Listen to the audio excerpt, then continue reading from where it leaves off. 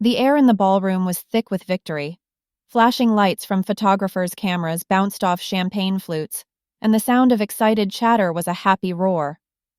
From my spot near the back, I watched my husband, Julian, on stage. He was glowing. Every person in this room, from the powerful investors to the sharp-eyed reporters, was hanging on his every word. My heart felt like it was going to beat right out of my chest. I was so proud. In my hands, I held a simple dark blue folder. It felt heavy, heavier than paper should. Inside, it held a secret that was about to change our lives forever. Julian thought tonight was about launching his small tech company. He thought the biggest prize was landing a partnership with the giant corporation Omnicorp. He had no idea that 2 days ago, I had bought Omnicorp entirely. My plan was simple, but also wild. After his speech, I would get him. We would walk onto that stage together. A man I had already paid, the head of Omnicorp's board, would make an announcement. He would introduce me, Aurora, not as Julian's quiet, simple wife, but as the new owner of the company. Then I would take the microphone and give my husband his dream. I was going to name him the new CEO of the very company he had been chasing for years. It was the ultimate grand gesture. For 2 years I had hidden my family's name and the billions that came with it. I wanted to be loved for me, not for my money. Julian loved me. He loved the ordinary girl who worked in a library. Now I could finally give him everything, and he would know it was all built on the real love we shared. He finished his speech, and the room exploded with applause. He was looking for me in the crowd, a huge, triumphant smile on his face. This was it. It was time. "I just need to grab something from my office," he called out, his voice full of energy. "I'll be right back." Perfect. I would meet him there. It would be more private, just for a second, before we stepped out into our new life. I slipped through the crowd, my steps light and my spirit soaring. The folder felt like a ticket to a perfect future. As I got closer to his new office, the sounds of the party started to fade. I could hear his voice through the door. He was talking to someone. I smiled. He was probably already on the phone, making deals. That was my Julian, always working, always moving forward. I reached for the cool metal handle, but I paused when I heard a woman's laugh. It was Cassandra, his ambitious coworker. I didn't want to interrupt them. I'd just wait a moment. Then I heard Julian's voice, but it was different from the one he used with me. It was slick and a little cruel. "She is just so sweet and naive," he said, and I knew he was talking about me. "She has no idea how this world really works, but she looks good standing next to me, doesn't she?" The words hit me like a physical blow. Naive? My breath caught in my throat. The pride I felt just moments ago curdled into something cold and heavy in my stomach. The folder in my hands suddenly felt foolish. The door was open just a tiny crack. A horrible, sinking feeling pulled me forward. I had to see. I peered through the small gap. And then my world didn't just crack, it shattered. Julian wasn't just talking to Cassandra. He had her pushed up against his big new office table, the one I had helped him pick out. His hands were tangled in her hair, and hers were wrapped tightly around his neck. They were a mess of expensive clothes and cheap betrayal. My mind went completely blank. The roar of the party outside, the flashing lights, my own heartbeat, it all disappeared. There was only a ringing silence and this ugly picture that would be burned into my memory forever. The grand gesture I had planned, the life-changing secret I was so excited to share, it all meant nothing.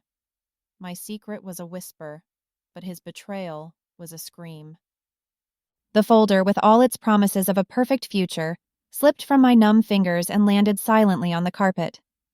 2 years before my world shattered on an office table, it began in a place of quiet and calm. I worked at a small local library, a peaceful escape from a life I never asked for. My family's name was like a golden cage, beautiful and heavy. All I ever wanted was to be seen for who I was, not for the fortune attached to my name. So, I became Aurora, the girl who loved books and lived in a small, simple apartment. He walked in on a rainy Tuesday. The library was nearly empty, smelling of old paper and wet coats. He wasn't looking for a book. He was looking for a quiet corner with a power outlet. He had a laptop under one arm and a fire in his eyes that seemed too bright for the dim room. That was Julian. He was all energy and ambition, a whirlwind of dreams and plans. He told me he was building a tech company from the ground up. He spoke with so much passion that it was impossible not to get swept up in his vision. I was drawn to his drive, and he seemed fascinated by my quiet life. He said he loved how I found joy in simple things. He called me his peaceful place, the calm in his storm. Our love story felt like something out of a movie. We had picnics in the park with cheap sandwiches because that was all we could afford. We stayed up late in my tiny apartment, him sketching out business plans on napkins while I listened, completely captivated. He made me feel seen. He wasn't impressed by fancy things. He was impressed by ideas, or so I thought. I fell for him completely. I believed in his dream as much as he did. When he was struggling to pay for a critical piece of software, I gave him my savings. It wasn't much, just a few $1,000s I had earned from my library job, but it was everything I had. He held my hands, his eyes filled with tears, and told me that no one had ever believed in him like that. He promised he would pay me back 1,000 times over. At that moment, I felt like the richest woman in the world. But looking back, the signs were there. They were small, like tiny cracks in a perfect picture that you don't notice until it's too late. Once we were at a simple diner, and he pointed to a man across the room wearing an expensive watch. "See that, Aurora?" he whispered. "That's power. That's what I'm working for." I thought he was just motivated, but now I see he wasn't looking at the man. He was looking at the status. Another time, I tried to give him an idea for his company's marketing. He gave me a little smile, patted my hand, and said, "That's really sweet, honey, but this stuff is very complicated. You just keep being my wonderful supporter." He said it so kindly that I didn't even realize he had dismissed me completely. He made me feel like my thoughts were cute, but not important. The biggest sign was a conversation we had a few months before we got married. He was talking about the future, about the kind of life he wanted. "A man in my position needs the right kind of wife," he said, looking at me with so much love. "Someone smart but simple, supportive, someone who stays out of the spotlight and makes him look good." He was describing me, or at least the version of me he saw. I thought it was a compliment. I thought he was saying he loved me just the way I was. I didn't understand then that he wasn't describing a partner. He was describing an accessory. I ignored all of it. I wrapped myself in the warmth of his charm and the belief that our love was pure and simple. I loved him for the dreamer he was, the man who started with nothing. I was so sure that he loved me for the same reason. The weeks leading up to the launch were a blur of excitement and secrets.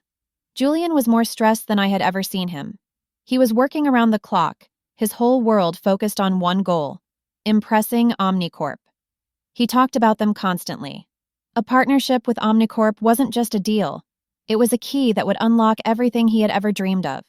He would be seen as a serious player in the tech world. He would finally be a success. Seeing him so exhausted, so desperate for this one thing, planted an idea in my mind. It started as a whisper, a crazy thought that I pushed away. But it kept coming back, getting louder and louder. I had access to a power that Julian couldn't even imagine. For my entire life, I had seen my family's wealth as a burden, something to hide. But what if, for the first time, I used it as a tool for love? What if I didn't just help him get the deal? What if I was the deal? The idea took root and grew into a full-blown plan. It was wild, audacious, and utterly terrifying. But the thought of the look on Julian's face when I told him made my heart race with joy. This would be the ultimate gift. It would prove that my love for him was big enough to move mountains, or in this case, buy corporations. My first call was to Mr. Allister. He had been my family's advisor since I was a little girl, and was the only person in my new life who knew my secret. He was more than an advisor. He was the keeper of my other identity, a kind but serious man who always protected me. I met him in a quiet cafe far from my neighborhood. When I told him my plan, he slowly took off his glasses and cleaned them, a habit he had when he was thinking deeply. "Aurora," he said, his voice calm and steady. "Are you absolutely certain about this? This is not like buying a new dress. This is a global corporation with thousands of employees and complex operations." "It's for Julian, Alistair," I insisted, my voice full of emotion. "He has worked so hard. I want to give him everything. I want us to build an empire together, but I wanted to start with this, a gift." He studied my face for a long moment, and I think he saw the love and hope shining there. He sighed softly, a small smile touching his lips. "Very well," he said. "If this is what you want, I will make it happen. But we must be careful. This must be done in complete secrecy." And so, my double life began. By day, I was Aurora, the quiet librarian who packed Julian's lunch and listened to his worries.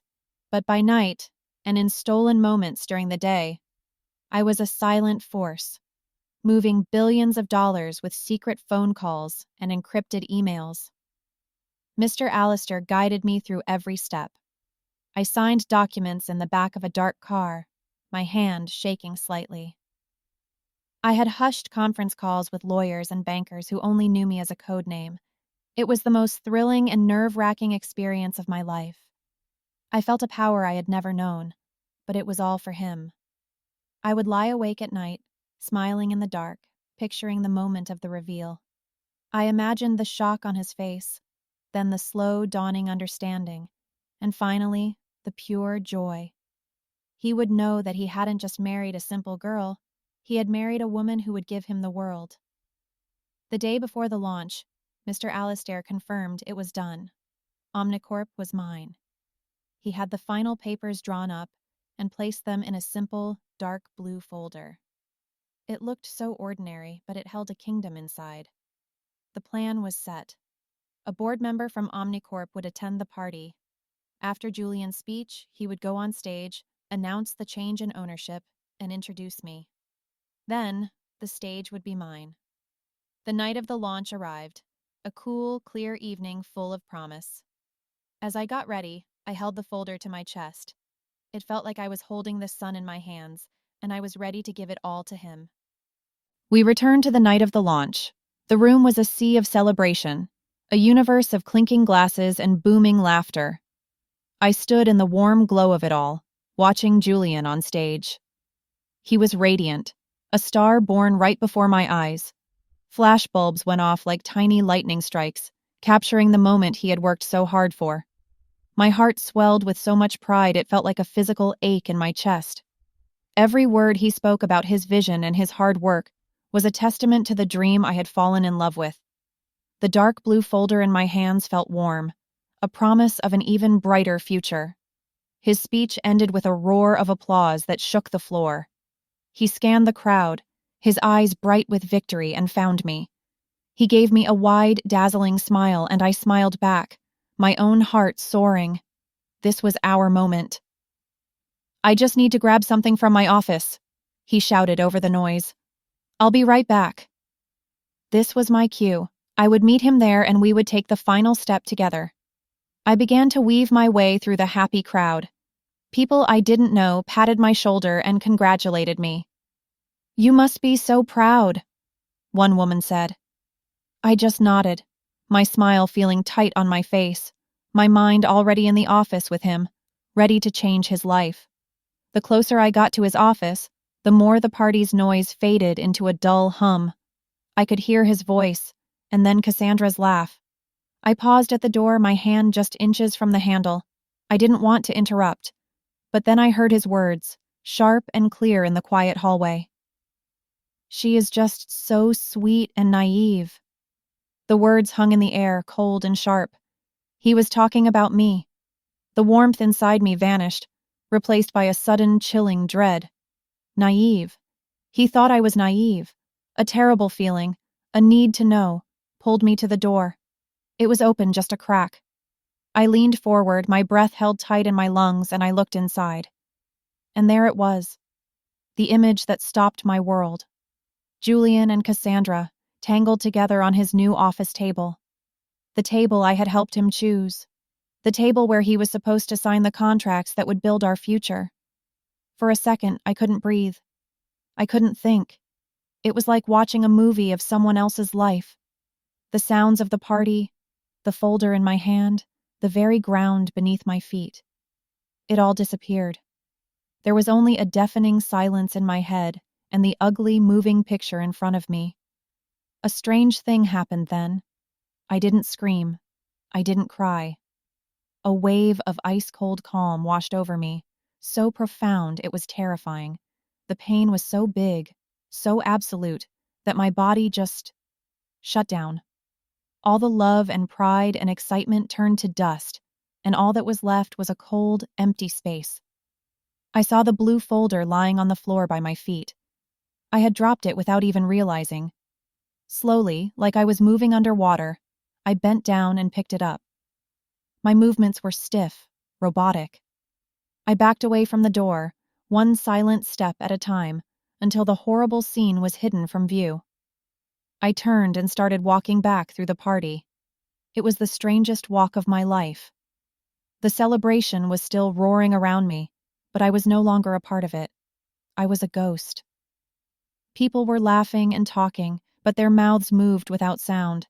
A man smiled and raised his glass to me. I felt nothing. I walked right through the heart of Julian's victory, completely invisible in my pain. I didn't stop until I reached the grand entrance. I pushed open the heavy glass doors and stepped out into the cool night air. The sudden quiet was a relief. Behind me, the party for my husband's brilliant future raged on, but I was already gone. The world outside the car was a blur of bright city lights and dark shadows. Inside, it was completely silent except for the soft hum of the engine. I wasn't crying anymore. The tears had dried on my face, leaving my skin feeling tight and cold.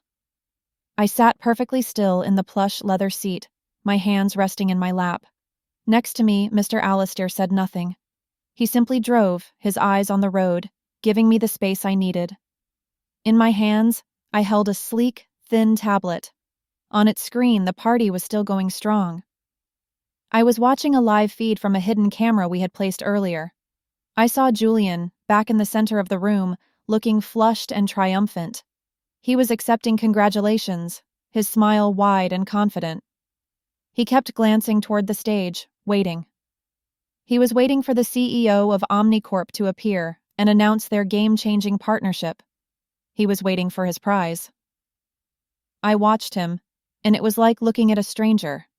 The man I loved, the man I had built my world around, had vanished in that office. The man on the screen was just an actor playing a part, and I finally understood the role he had cast for me. The naive wife. The perfect accessory. On the screen, a man walked onto the stage, but it wasn't the CEO Julian was expecting. This man was older, with a stern face and cold eyes. I knew who he was. He was the chairman of the board, a man fiercely loyal to my family. Julian's smile faltered for a second. A confused murmur rippled through the crowd on the screen.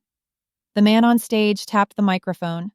The sound was sharp and loud, cutting through the party's happy noise. "Good evening," he said, his voice flat and hard, with no room for celebration. "I have a brief but important announcement from the board of Omnicorp." The room fell silent. I could see Julian straighten up, a flicker of uncertainty in his eyes. "Due to a sudden and aggressive restructuring of our corporate leadership, effective immediately," the man continued, "Omnicorp is undergoing a complete re-evaluation of all pending acquisitions and partnerships. As of this moment, all ongoing negotiations are terminated." He paused, letting the words sink in. I watched Julian's face on the screen. The color drained from it. His confident smile froze, then crumbled. He looked around the room, his eyes wide with confusion and panic. The crowd was no longer looking at him with admiration. They were whispering, their faces a mixture of pity and shock. His moment of glory had turned into a public nightmare in less than 30 seconds. The man on stage wasn't finished. "We wish all former potential partners the best in their future endeavors." It was a cold, corporate dismissal, a slap in the face delivered to hundreds of people. Then he turned and walked off the stage. The live feed showed chaos. Reporters were shouting questions. Investors were turning their backs on Julian, already moving away from his failure. His perfect night had collapsed into a humiliating disaster. I watched without blinking as my husband, the stranger on the screen, stood alone in the wreckage of his dream. The pain in my chest was still there, a deep, burning coal. But now, something else was there too, a cold, hard resolve. The fire of my heartbreak was forging something new inside me. With a steady hand, I pressed a button, and the screen went dark. The reflection showed my face, my expression calm and unreadable. I turned to Mr. Allister, my voice quiet but clear in the silent car. "It's done." The days that followed were silent. I didn't answer my phone, which buzzed constantly with calls and texts from Julian. At first, they were angry and confused. "Where are you? What is going on?" Then, they became desperate. "Aurora, please, I need you. Everyone is pulling out. I'm losing everything." He never once said, "I miss you." He never once said, "I'm sorry." He just needed me to be there, to play my part as the supportive wife while his world fell apart. I had left a single note on the kitchen counter right next to the coffee machine he used every morning. It had only 5 words. "I need some time. Aurora." It was the kind of note his naive wife would leave. Simple, emotional, and vague. It gave him nothing. But I wasn't hiding. I wasn't crying in a dark room. The ghost he was frantically hunting was being reborn in fire. My days were now spent in a glass-walled boardroom on the 80th floor of the Omnicorp Tower. The view stretched out over the entire city, a glittering map of power. It was cold and quiet up here, a world away from the cozy library I used to call my sanctuary. Mr. Allister sat with me for hours, explaining supply chains, market projections, and corporate law. The words that used to sound like a foreign language, leveraged buyouts, asset allocation, were now becoming my own. The heartbroken girl who had fled the party was gone. In her place was a woman with a purpose. The pain was still there, a cold, heavy stone in my chest, but I was building a fortress around it. Every financial report I read, every legal document I signed, was another stone in the wall. Julian had taught me a valuable lesson. This world wasn't about love or dreams. It was about power. And I had more power than he could ever imagine. Mr. Allister gave me daily reports on Julian's situation. The first investor pulled out less than 12 hours after the party. The others followed like dominoes. His suppliers demanded payment. The bank called in his loans. Within a week, Julian's dream was just an empty office and a mountain of debt. He was ruined. And he was desperately trying to find his simple, supportive wife, hoping she could fix it, or at least make him look less like a failure. A week after the launch, Mr. Allister and I decided it was time. The world wanted to know who was behind the aggressive Omnicorp takeover. It was time to give them an answer. That evening, I knew Julian would be watching the business news. He was always obsessed with it. I was in my new, empty apartment, a sleek, modern space high in the sky, watching the same channel. The anchor's voice was serious. "We have breaking news in the world of finance. The mysterious new force behind the Omnicorp takeover, a move that sent shockwaves through the market last week, has finally been identified." My heart began to pound, a slow, heavy beat. "The new owner and chairwoman of Omnicorp is..." The anchor paused for dramatic effect. A name previously unknown to Wall Street. "Aurora." A picture flashed onto the screen. It wasn't a picture of me from our life, A soft, smiling photo from a holiday. This was a new photo, taken just yesterday. My hair was pulled back neatly. My expression was calm and serious. I was wearing a sharp, dark suit. I looked powerful. I looked like a stranger. I could almost feel his shock through the screen. The ghost he had been hunting, the simple, naive wife he had thrown away, was the very person who held his entire world in her hands. And she had just crushed it without saying a word. The boardroom was silent except for the soft rustle of papers and the distant hum of the city below. I sat at the head of a long, polished table that reflected the gray sky like a dark mirror. This room, which Julian had once dreamed of entering, now felt like my own skin. I had spent the last few days here, absorbing every detail of my new empire. I wasn't hiding anymore. I was preparing. I knew he would find me eventually. I was counting on it. The heavy doors at the end of the room burst open, crashing against the walls. And there he was. He looked like a ghost. His expensive suit was wrinkled, his hair was a mess, and the confident charm that had once lit up every room was gone. In its place was a wild, desperate look. He stared at me, his eyes wide with a mixture of shock and disbelief. "Aurora?" he breathed, taking a step into the room. "What are you doing here? How did you get in?" I didn't answer. I simply watched him, my hands folded calmly on the table in front of me. He walked closer, his steps quickening. "Never mind that. Thank God I found you. You have to help me. Everything is gone. The investors, the company. It's all falling apart. They say Omnicorp is buying up our debt. You have to talk to them." He reached the table, his hands gripping the edge. He was looking at me with the same desperate hope he'd had when he was trying to build his company. He still saw me as his supporter, his helper. He still didn't understand. I remained silent. I just looked at him, my expression unreadable. His face began to change as my silence stretched on. The desperation in his eyes slowly curdled into suspicion, then dawning horror. He looked at me. Truly looked at me. For the first time.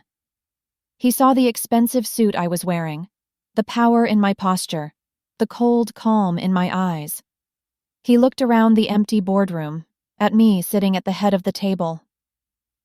"It was you," he whispered, the words catching in his throat.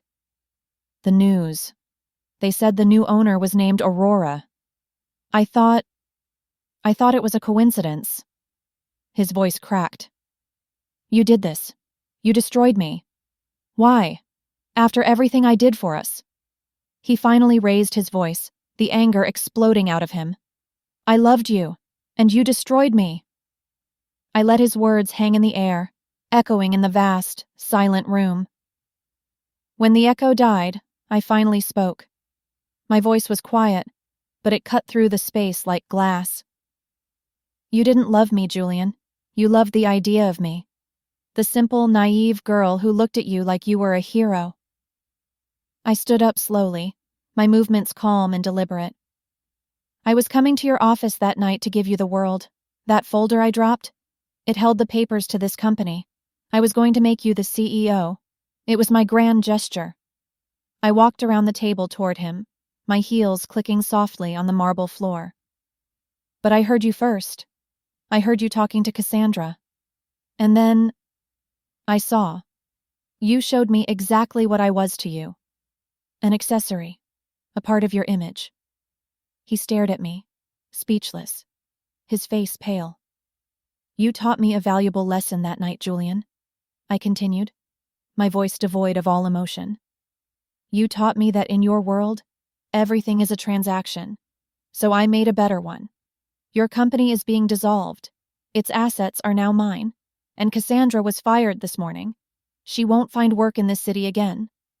I stopped just a few feet from him. He looked broken, a hollowed-out version of the man I thought I knew. "You didn't love me," I said, my voice a soft, final whisper. "You just loved that I was naive. You were right about one thing. I was. But I'm not anymore." I turned away from him and pressed a small button on the wall panel. The boardroom doors opened again, and 2 large security guards stepped inside. They looked at me, waiting for my command. "Please escort Mr. Vance out of the building," I said, not looking back at him. The last thing I heard was the sound of his choked sob as they led him away. The heavy doors clicked shut, and the silence was absolute. I walked to the floor-to-ceiling window and looked out at the city lights beginning to glitter in the twilight. The pain was still there, a faint scar on my heart. But it was no longer a weakness. It was a reminder of the price I had paid for my own strength. I had lost a husband, but I had found an empire. And more importantly, I had found myself.